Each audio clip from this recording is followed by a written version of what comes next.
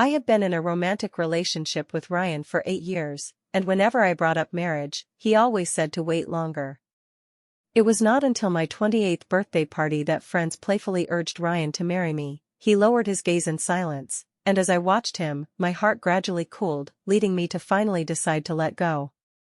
Amid the friends' teasing, Ryan was reluctant to respond. A phone call came to his rescue, and though I do not know what was said, his expression shifted, and he hurriedly said, "Ella, I'll make up for your birthday gift later, I have an urgent matter now," before turning and leaving swiftly. He completely disregarded the marriage matter raised by friends, offering no explanation, leaving me alone to face the group awkwardly as they gazed at me with sympathy. My emotions were a complex mix. To mitigate the awkwardness, I forced a faint smile and excused him by saying, "Perhaps there's a real emergency at the company," a statement meant for the friends and to console my increasingly cold heart, sparing myself further embarrassment. After a while, Ryan sent me a message, "Ella, Chloe has sprained her foot and is in the hospital with no one to care for her. I need to stay with her tonight, so I won't be back." I lost count of how many times Ryan had abandoned me for Chloe. Through repeated disappointments, my heart had grown numb with pain, and instead of calling to confront him as before, I simply replied with a calm okay. Subsequently, I texted my mom, "Mom, I agree to the blind date," and she called back promptly, saying, "Ella, you've finally come around. Tomorrow noon at the Lakeside restaurant, both families will dine together, don't stand us up," to which I readily agreed, "Okay."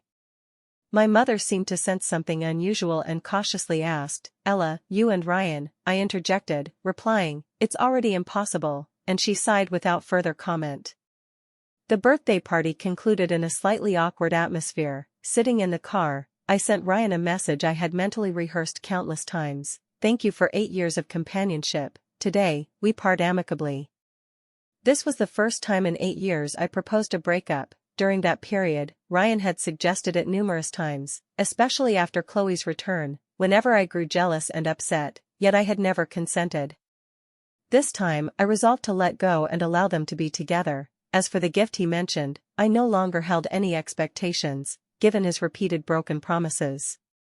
Chloe is the adopted daughter of the Sia family, making her Ryan's sister. Years ago, Ryan's mother, Grace, noticed Chloe's unusual affection for him and sent her abroad. 10 years passed until half a year ago when Grace passed away, enabling Chloe to return to the country, her first action being to seek out Ryan. That day, I suffered an appendicitis attack, and Ryan accompanied me to the hospital. In the waiting area, I was in such pain I couldn't stand straight, when Ryan suddenly received a call, becoming ecstatic and exclaiming, "Chloe, you're back," with a voice altered by joy. At that moment, he hastily said, "Ella, register yourself, I'm going to the airport to pick up Chloe," and left quickly without regard for my condition. I wanted to call him back but lacked the strength to speak due to the pain. Eventually, as my consciousness faded, a kind stranger summoned a nurse, allowing me to be admitted to a ward. Afterwards, I confronted him, and he explained, "Ella, Chloe was diagnosed with severe depression abroad and has suicidal tendencies, requiring special care. She just returned and is unfamiliar with the place, so I had to go," adding, "You were already in the hospital and could ask a nurse for help," a flawed reasoning that, given my deep love for him, I was persuaded by at the time. I initially believed he and Chloe would keep it brief with no further developments and that he would return to me, but unexpectedly, their involvement intensified thereafter. Ryan was frequently summoned by Chloe, reducing our time together. Sometimes he didn't return at night, offering various excuses initially, though later he ceased bothering to justify his absences.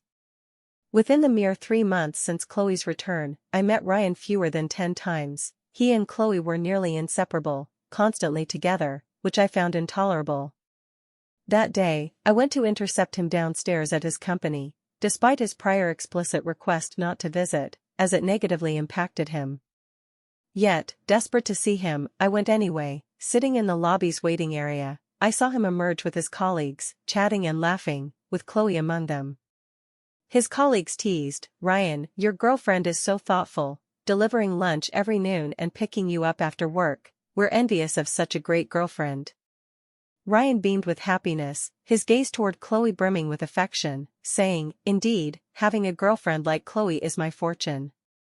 Chloe nestled closer into Ryan's embrace, saying, "Having a boyfriend like Ryan is my fortune too," both immersed in their mutual sweetness, oblivious to me in the corner, my face ashen with dismay.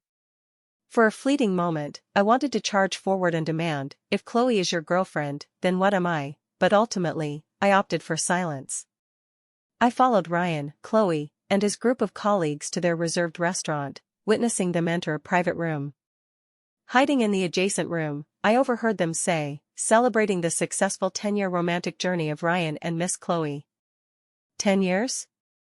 Amid their chorus of congratulations, my heart ached as if stabbed. Sitting in the neighboring room, I dialed Ryan's phone with trembling fingers, humbly asking, "Ryan, in your heart, what is our relationship?" He paused briefly on the call, then said with slight irritation, "Ella, don't make a fuss, I'm dining with colleagues. I'll talk to you later," hanging up before I could respond further. That evening, Ryan, absent from home for so long, unexpectedly returned. My heart brimmed with anger, ready for a confrontation, yet his single sentence acted like a soothing breeze, instantly quelling my fury. He said, "Ella, I know you've coveted this necklace for a long time, it's yours," presenting the necklace I had long admired and placing it around my neck himself. In that instant, I felt the warmth of his fingertips and a deep-seated care, convincing me he still valued me, or at least understood my preferences. To preserve this rare harmony, I chose silence, refraining from mentioning what I had seen at his company or the so-called dinner with colleagues, assuring myself there might still be a chance to mend things. Thereafter, Ryan did return home more often, yet he was still periodically called away by Chloe for various reasons: burst pipes, computer failures, fear of walking alone at night, trivial matters that pierced my heart like invisible thorns. Until my birthday party, when I noticed from the moment Ryan entered that he was distracted and inattentive, not even having prepared a gift for me. It was as if he was unaware it was my birthday. Only when the cake arrived did he seem to awaken, saying "Happy birthday," in a perfunctory manner. Friends teased, asking if he had a surprise for me, but he stammered, producing nothing. When asked when he would marry me, he remained speechless, awkwardly silent, until Chloe's call came, prompting him to leave abruptly without explanation, and I finally gave up hope. The day after my birthday party, I accepted a blind date arranged by my family with Jason, a childhood neighbor. In my memory, he was always runny-nosed and grubby, leading me on adventures, climbing trees for bird eggs, fishing in the river, those carefree childhood days we shared. Later, due to his father's job transfer, his family moved to distant Kyoto, and we lost touch. Unexpectedly, years later, he had a matchmaker approach my parents to propose a blind date. At the lakeside restaurant, we met. After many years, Jason had shed his childishness, standing tall with sharp features and a heroic air, dressed in a well-tailored suit that exuded maturity and stability. Though his face was stern, a trace of gentleness shone through his eyes, particularly when they rested on me, making me shy away from his gaze as an inexplicable flutter stirred within me. During our conversation, I learned he had followed his father's path into the military at a young age, a career that forged his will and imbued him with an indescribable aura. After retiring, he joined a government agency, now working at a confidential unit in Kyoto. The blind date was a delight for both parties and their parents. We discussed our pasts, shared growth experiences, and spoke of future aspirations, agreeing in a cheerful atmosphere to an engagement date 1 month hence. That night, I returned to Ryan's house to move my belongings. Ryan and Chloe were there, with Chloe snacking on the sofa while Ryan cooked for her in the kitchen. Previously, when with me, Ryan never cooked, deeming it a woman's task. Later, I saw photos on Chloe's secondary Facebook account of him cooking for her, revealing that Ryan indeed knew how to cook. On that Facebook post, Chloe wrote, "Brother can't bear me cooking, saying girls who inhale too much cooking fumes will smell bad." I found it laughable. He spared his Chloe from cooking but not me. The smelling bad clearly a veiled jab at me. Over the years, I had pampered Ryan like a young master, yet he secretly disdained me. Still, I too am the cherished treasure of my parents. Seeing me return, Chloe warmly greeted, "Ella, you're here? Ryan is making my favorite salt-baked shrimp, try some later, his cooking is great, I've loved it since childhood," her words dripping with pride and boastfulness. Ryan, busy in the kitchen, emerged upon hearing us. Seeing me, his eyes briefly averted, forcing a smile. Ella, you're back, I thought I wasn't coming back, right? I finished for him, and he stammered, speechless. Observing him in an apron, visibly embarrassed, I found it somewhat comical. My once idolized man was merely ordinary, a realization that struck me profoundly at that moment. I expected him to explain his departure from my birthday party or ask why I suggested breaking up, but he did neither. Instead, concerned I'd target Chloe, he defended her, saying, Ella, Chloe injured her leg, so I brought her here to care for her. When I'm away, please help look after her too. Also, the master bedroom bed is softer, so let her sleep there. You take the guest room, he added, suppressing sarcasm. I asked, and you? Perhaps because Chloe was staying, Ryan deliberately distanced himself, even unwilling to share a bed with me, saying, I'll sleep in the living room. I remained silent for a while before asking, didn't you see the message I sent you? Not waiting for Ryan to reply. Chloe rose slowly from the sofa, saying, Ella, please don't argue with Ryan anymore, okay? Blame me if you must. I suddenly sprained my foot. I have no other family here, only Ryan, so I had no choice but to ask him to come to the hospital. As Chloe spoke, her eyes reddened, her voice laden with sorrow and grievance. Seeing this, Ryan promptly went to her, gently embracing her shoulder and soothingly saying, Chloe, your sprained foot naturally requires care, I believe. He looked at me, his eyes carrying a clear warning. I believe Ella will understand. Chloe glanced at me again, a hint of triumph in her eyes. Ella, once my leg heals, I'll leave. Don't threaten Ryan with a breakup, he hates threats, and if he ends it in anger, you'll blame me again. Seeing Chloe weep weakly, Ryan glared at me angrily, his tone stern. Ella, say something. Are you blaming Chloe? You're really too immature. Chloe injured her leg, so it's only natural I care for her. I don't know why you're so prone to jealousy, he said, his expression full of impatience, continuing to reproach me. Enough, stop being emotional. If there's nothing else, rest in the guest room, your things are all packed and placed there. He clearly didn't want to see me anymore. I had no desire to argue further. Over the 6 months since Chloe's return, we'd quarreled too often, each dispute eroding the scant affection left between us. I said calmly, no need. You don't have to sleep on the sofa, I'll move out. Hearing this, Ryan merely furrowed his brow slightly, a fleeting indifference in his eyes, yet he offered no words to retain me. His silence cut into my heart like an invisible blade. Fortunately, Ryan had already packed my belongings in the guest room, saving me considerable effort. I contacted a moving company that night and completely moved out of his house. He watched me move my things out box by box without intervening or even sparing me a glance, preoccupied with ensuring the salt-baked shrimp didn't cool, meticulously peeling and deveining them for Chloe at the table. This scene was glaringly painful and bitterly ironic to me. In 8 years, he had never done such a thing for me, yet now he was so attentive and considerate for another woman. After moving everything out and turning to look at the house, a wave of sorrow welled up in me. Ryan had lived here since we first met. Back then, the house was bare except for a bed. I had furnished it bit by bit, each item steeped in our memories, yet regrettably, nothing here, not even the person, belonged to me anymore. Seeing me linger, Ryan assumed I was still attached. He finally rose from Chloe's side and approached, his words cold and distant. Ella, stop making a fuss. My energy is limited, you should be sensible. Chloe's condition will take time to treat, so live elsewhere for a while and return when she's better, he said. I didn't reply. The birthday gift he promised yesterday remained unfulfilled even after the second day passed, evidently forgotten. Gazing at this man I'd loved for 8 years, my heart felt no stir, the former love and warmth now as still as a deep pool. Ryan, I wish you happiness, I said faintly, lifting my last suitcase and walking away without looking back. My words inexplicably tightened his heart, as if something was lost in an instant, yet he still didn't try to stop me, swiftly closing the door after I left, shutting me out entirely. In the car, I received a message from Chloe's secondary account. Ryan saw your breakup text last night. He finds you annoying and says not to make unreasonable trouble. Oh, by the way, I forgot to mention, that house was originally bought for me by Ryan. I was sent abroad by the old lady, and he stayed there to remember me, unwilling to move out. Thanks for decorating it for me, but I don't like that style. Ryan has promised to tear it all down and redecorate, I read on my phone, yet my heart remained oddly calm. I neither replied nor grew angry, simply deleting her as a friend in silence. I returned home and began diligently preparing for my engagement to Jason, striving for perfection in every detail.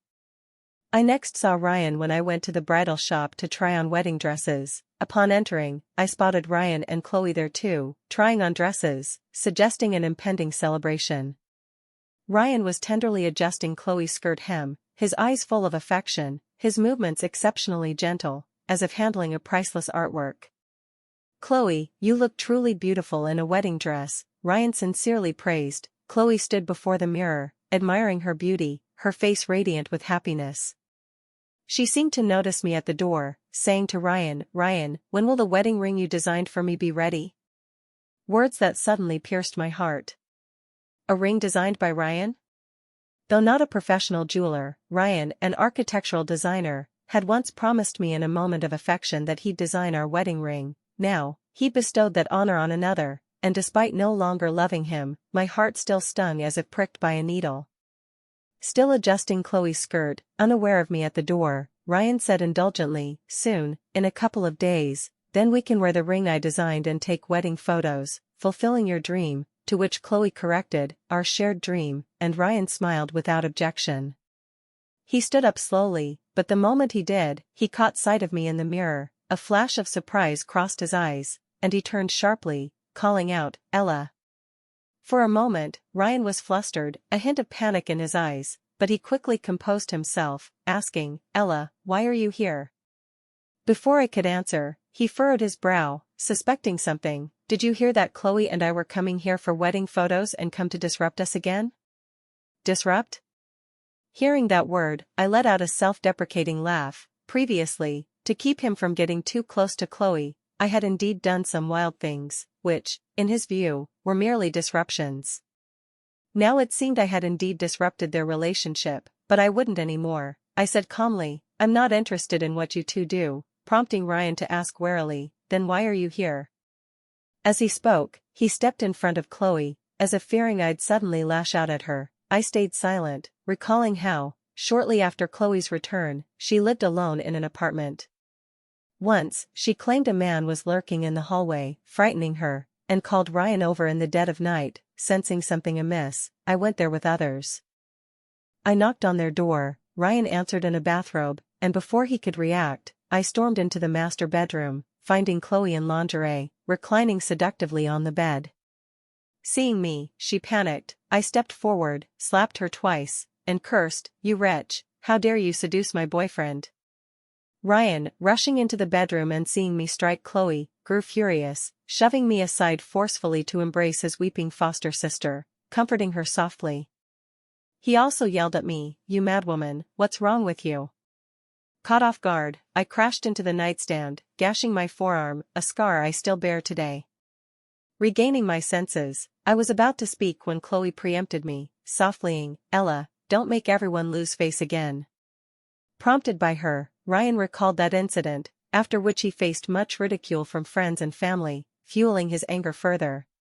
He said coldly, "Ella, on such an important day, I hope you'll be sensible and not embarrass everyone," his tone laced with threat and warning, as if signaling that he wouldn't forgive me if I caused trouble.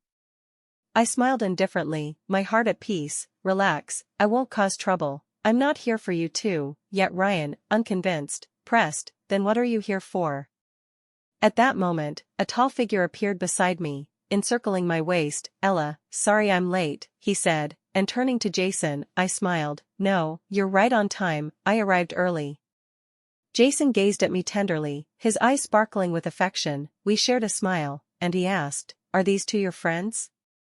I paused, then said, "Not really anymore," to which he replied, "Oh," without probing further. Then, a bridal shop assistant approached, smiling warmly. "You two must be Miss Ella and Mr. Jason, booked for wedding photos today, right?" I nodded.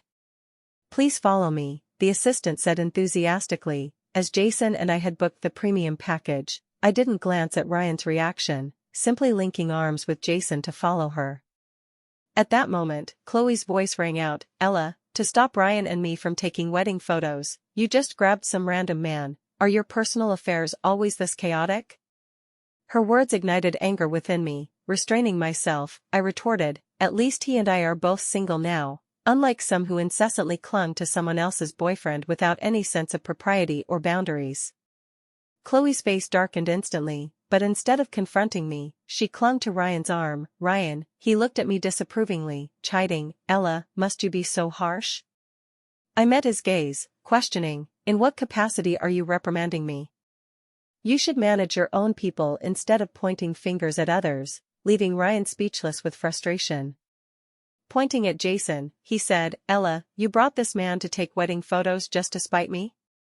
You're so childish, adding fiercely, I'm telling you, if you shoot photos with him, we're done forever, staring at me intensely. Ignoring him, I linked arms with Jason and told the assistant, lead the way. Ryan's face filled with disbelief, yet he didn't stop me, glaring resentfully as I left, convinced I was still causing a scene and that Jason was a hired actor. When Jason and I exited the shop, Ryan and Chloe had already gone. After that day, I heard nothing of them for a long time. Since Chloe became group admin, she removed me from our mutual friends chat, and I never requested to rejoin. I shared my engagement news only with my closest friends. Though they also knew Ryan, I'd instructed them not to divulge anything about me to him, nor did I wish to hear of him, so mutual friends ceased mentioning Ryan to me. Until the night before my engagement, Ryan messaged me, Ella, if you admit your fault and soften, I'll let you move back in. I didn't reply, cursing myself for forgetting to block him, and promptly blacklisted him. The next day, the engagement banquet proceeded as planned at the lakeside restaurant. Jason and I entered hand in hand, with relatives and friends below snapping photos to preserve the beautiful moment. As Jason and I exchanged rings, someone barged in recklessly. It was Ryan, standing at the door, peering over the guests at me, his face etched with shock and dismay, asking, Ella, are you really getting engaged to him? I found Ryan's question amusing. Wasn't it obvious? I replied with a single yes. He frowned, his voice trembling. What about our 8 years together? I didn't elaborate, saying only, ask yourself that, leaving him stunned and speechless. Uninterested in further response, I turned to my fiancé Jason, placing the ring on his finger myself. At that moment, Ryan shouted, Ella, don't. He moved to intervene, but a friend blocked him. Ryan, what are you doing? When you were cozy with Chloe, why didn't you think of Ella? Now you're playing the devoted lover. Another stood, Ryan, have some shame and stop pestering her. Ryan looked at me aggrievedly, Ella, things with Chloe aren't what you think, I can explain, please don't get engaged to him, okay? I gave him no chance to explain, saying calmly, Ryan, stop causing a scene, this only makes me dislike you more, a flicker of pain crossing his eyes, perhaps recalling how he'd often said that to me, now returned in full measure. I resigned from my job, planning to go to Kyoto with Jason for wedding preparations. Exiting the building after formalities, I encountered Ryan outside, looking haggard after a long absence, his eyes betraying fatigue and helplessness. Seeing me, he approached quickly, softly calling, Ella, and instinctively reached out, as if to grasp my fingertips and rekindle past warmth. I evaded him. In the 6 months since Chloe's return, Ryan had consistently avoided me and all contact. This sudden proximity felt oddly unfamiliar. He seemed hurt. Ella, you. I smiled. Ryan, where's your Chloe? Not with you? He lowered his head slightly. Ella, Chloe, she. I know you're upset about me being too close to her, but I truly see her only as a sister now, with no improper thoughts. I mocked. No longer? So you once did? He hastily explained, that was youthful folly. Now, you're the only one in my heart, and I smiled. Would you say that to her face? Ryan hesitated. Ella, you know Chloe has depression, I don't want to upset her. As for the wedding photos last time, it wasn't about marrying her, she just wanted to feel like a bride, and I didn't want to let her down. I ruthlessly exposed his lie. If she wants to be a bride, her future husband should fulfill that. When did it become your role as her foster brother? Or does she only want to be your bride? Ryan's eyes darted, unable to respond. Because Chloe had indeed said she wanted to be his bride, I continued, also, you couldn't bear to disappoint her, but you could me? That ring you promised to design for me, you gave to Chloe. Ella. Ryan urged desperately, I can design another for you. No need. I cut him off coldly, my fiancé will give me something better, I won't trust you again after your broken promises. Ella, Ryan tried to say more when his phone rang, glancing at the screen with a troubled look, he said, Ella, I need to take this, wait for me, then stepped away quickly, turning his back as if wary of me overhearing. But I wouldn't wait anymore. When Ryan turned back, I'd already driven off, seeing him chase a few steps in the rearview mirror before stopping helplessly. I received a text from an unknown number, brimming with accusation and provocation. Ella, what did you say to Ryan? He's been distancing himself from me these past few days, you're engaged, stay away from him. Don't cling to what you have while eyeing more. I intended to ignore her, but her words sparked my anger. I'd already relinquished that man to her, yet she dared trouble me. Did she think me an easy target? I replied, Ryan told me himself he sees you only as a sister, what a failure you are. Didn't you claim 10 years of feelings? If you're capable, keep him. Mocking her, I also ridiculed myself, my 8 years, what were they worth? Fed to the dogs, perhaps. Chloe didn't respond. Days later, Jason decided to return to Kyoto, and I joined him, revisiting H city's sites. At the city's most revered temple by the marriage stone, I suddenly recalled how Ryan and I, when he first agreed to be with me, had hung a concentric lock here together. I approached to remove it, finding that lock and pondering how to destroy it. I noticed its base bore the names Ryan, Chloe and 100 Years of Harmony, leaving me stunned. Recalling then, I'd chosen the lock, but Ryan wrote 2 names on paper for the engraver. I'd never doubted they weren't ours. After the engraving, he clutched the lock and tied it himself. I'd thought it a sign of his love. Now I realized, for 8 years, I'd been a fool. Ella, a familiar voice sounded nearby. Turning, I saw Ryan, and Chloe, who caught me holding the lock, realizing I'd seen the names, his face paling instantly. He stared blankly, at a loss for explanation, while I gave a faint smile. You two are quite the loving pair, Ryan. Chloe, reciting the engraved names. Hearing me say those names, Ryan's face grew paler, Chloe's eyes flashed with surprise. She likely didn't know that 8 years ago, Ryan came here with me but dedicated the lock to them, an irony so sharp. She stepped over, checked the lock, indeed bearing her and Ryan's names, and grew smug. Ryan, we'll grow old together, right? Ryan opened his mouth, anxious to speak, glancing at Chloe, then me, then Jason beside me. He pursed his lips, managing only, Chloe, stammering long without finishing. Ignoring him, I turned to Jason. Jason, they say this temple's locks are potent, shall we get one too? Sure, he replied, his rugged eyes softening just for me.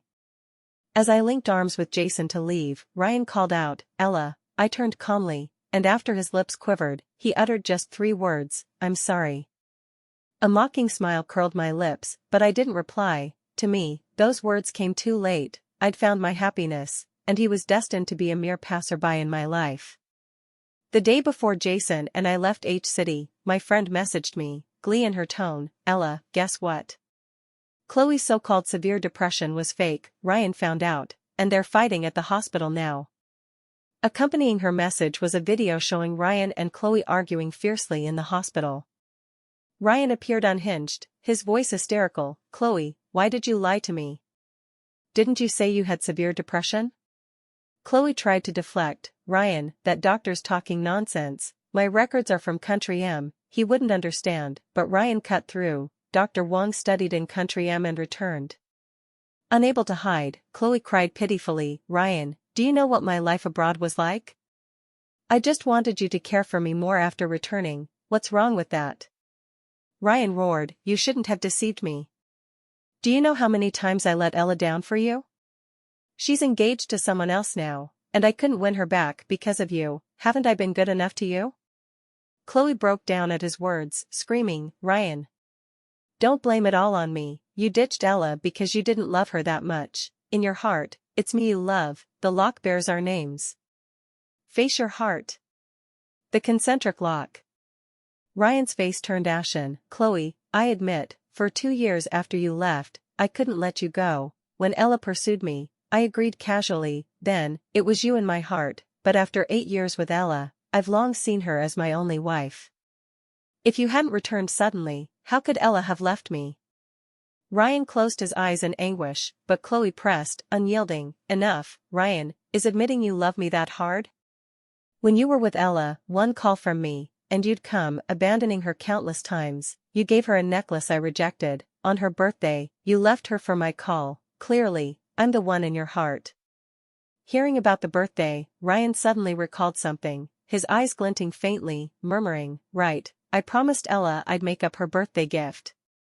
He started toward the hospital exit, but Chloe grabbed him. Ryan, her birthday was ages ago, what's the point of a gift now? She's going to Kyoto with her fiancé, don't disturb them. Let go.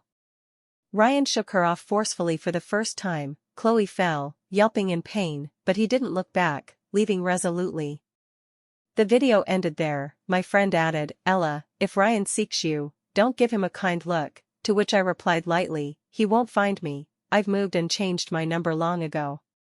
The next day, Jason and I flew to Kyoto. Upon arrival, we dove into wedding preparations.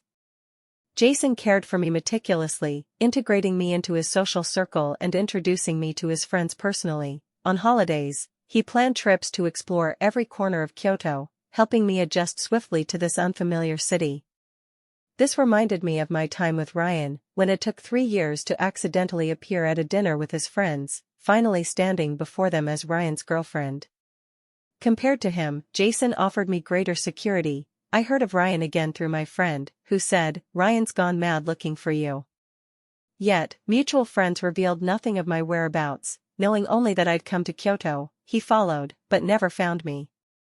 I asked, what about Chloe? She didn't cling to Ryan, letting him search for me crazily?